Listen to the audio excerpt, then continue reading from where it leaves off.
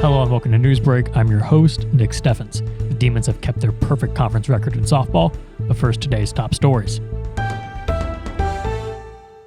Iowa Wesleyan University recently announced its closure, prompting the collaboration between the Iowa Wesleyan University Board of Trustees and the Mount Pleasant Area Development Commission Task Force. Their joint effort aims to determine a new purpose for the university campus that respects its history and benefits the local community and Southeast Iowa. Robert Miller, chair of the Iowa Wesleyan University Board of Trustees, expressed their commitment to finding a new use for the campus. Rachel Lundeen, executive vice president of the Mount Pleasant Chamber Alliance, stated that the Development Commission remains dedicated to assisting the Board of Trustees in navigating the next steps with a focus on economic development. The campus is a top priority, and they strive to ensure a positive future for the institution. For more information, individuals can contact the Mount Pleasant Chamber Alliance office. County supervisors in Washington are considering a middle ground plan labeled as Option B for relocating several government offices. The plan would move the public health, IT, and county supervisor workspaces to a campus west of town, while keeping the assessor, auditor, recorder, treasurer, and GIS offices near Washington's downtown area. This option addresses concerns raised about previous plans that involved moving offices to Orchard Hill or the former Federation Bank building. Option B satisfies the priority of finding a permanent home for public health in a county building and is the least expensive option, estimated at $2.44 million. The funds saved from this plan may be used to relocate the Washington County Engineer's Office. While the plan is not finalized, officials express optimism about the compromise proposal. The decision will be discussed in a regular meeting on June 13th, and there were suggestions to further adjust office locations within Orchard Hill. Concerns were raised about combining the Emergency Operations Center in large meeting rooms, as the EOC is restricted access facility that should not have public access during emergencies. A small group gathered outside the Henry County Courthouse in Mount Pleasant to express their frustrations and raise awareness about an anticipated guilty plea bargain in a case of stolen valor. Christopher Williams, accused of impersonating a veteran and accepting donations from a benefit organized by Help to Our Vets, faced a charge of fraudulent practice in the second degree. Williams had allegedly claimed to have cancer and asked for a benefit, raising $5,000 before leaving for Texas with the money. The proposed plea bargain of 5 years of probation has drawn criticism from the community, as a jury trial could result in a longer sentence. The charge is a Class D felony punishable by up to 5 years in prison and a $10,245 fine. The guilty plea agreement includes restitution of $4,750 to Help Our Vets and $1,265 in fines and fees. Williams agreed to plead guilty and serve as a suspended prison sentence. The case began in July 2022 and has now reached the plea agreement stage, with the hearing scheduled for June 5th.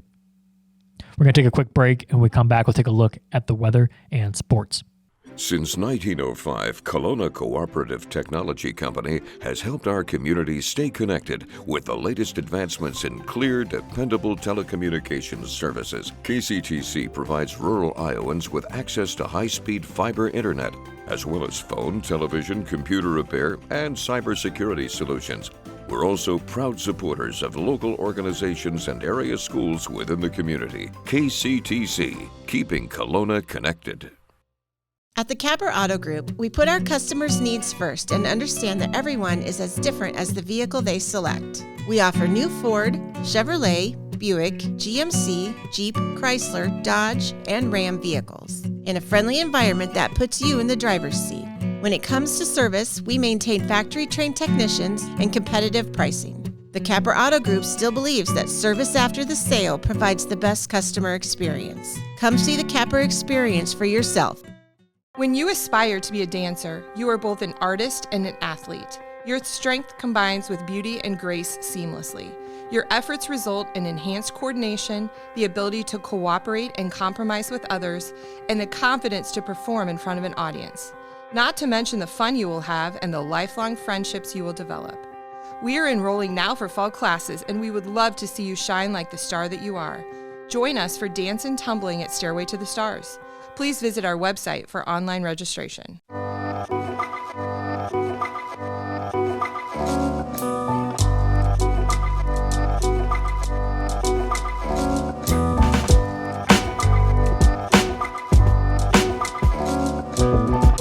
Hospice isn't a place, it's a type of care that focuses on living. Servicing a 7-county area, the Hospice of Washington County staff of nurses, social work, hospice aides, spiritual and grief support, volunteers, music and massage therapists are able to provide free end-of-life care where the patient lives. We write wills, give consent for organ donation, but rarely is there a plan for what we would want the final phase of our lives. At Hospice of Washington County, we encourage our patients to be in charge of their healthcare decisions while maintaining quality of life. Been in healthcare for many years.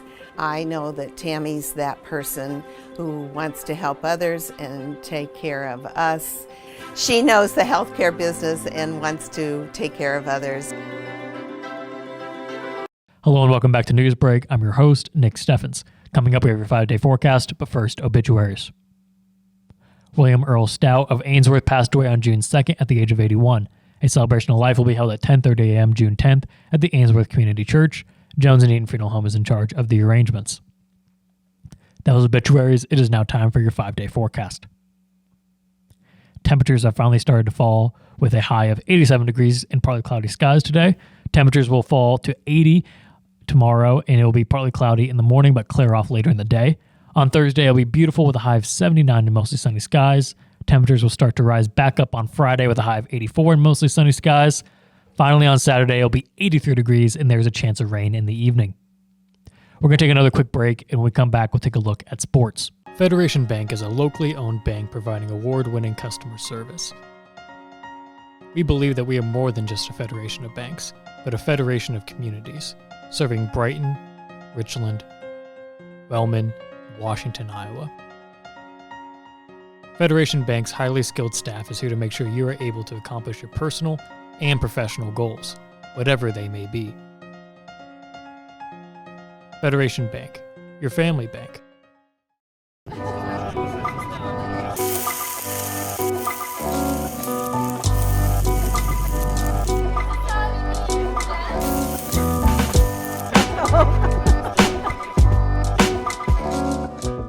Family owned and operated by Andy and Sarah Ross, Ross Auto has been your vehicle repair and maintenance headquarters since 1935.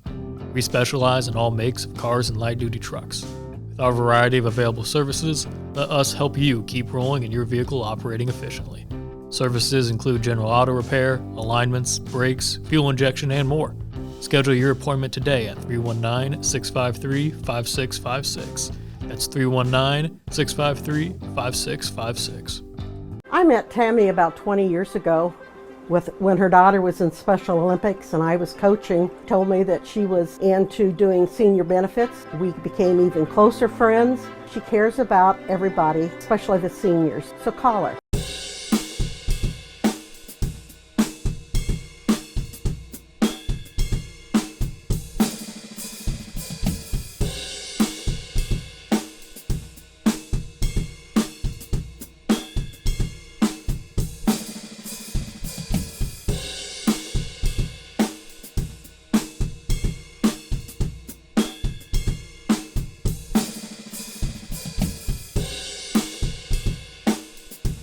Welcome back to Newsbreak. I'm your host, Nick Steffens. It is now time for sports. The Washington softball team secured 2 victories over Fort Madison to maintain their flawless record in the Southeast Conference. In the first game, the Demons overcame an early deficit to defeat the Bloodhounds 10-7. Fort Madison took the lead in the opening innings, but Washington rallied back and dominated the later stages of the game. Ella Greiner was a standout performer, hitting for the cycle and contributing 2 RBIs. Isabella Salazar pitched 6 innings, allowing 7 runs on 10 hits. In the second game, Washington again found themselves trailing after the first inning, but quickly turned the tide. They went on to score consistently while holding Fort Madison scoreless for the rest of the game, securing a 16-4 victory. Leighton Salazar, Lauren Hendrickson, and Haley Mitchell all had a notable offensive performance. Hallie Cutterback pitched a complete game, surrendering 0 earned runs on 5 hits. With these wins, the Demons now boast a 10-4 overall record and remain undefeated in SEC play with a perfect 5-0 standing. That is the news for Southeast Iowa. I've been your host, Nick Steffens. This has been your News Break, and I will see you next time.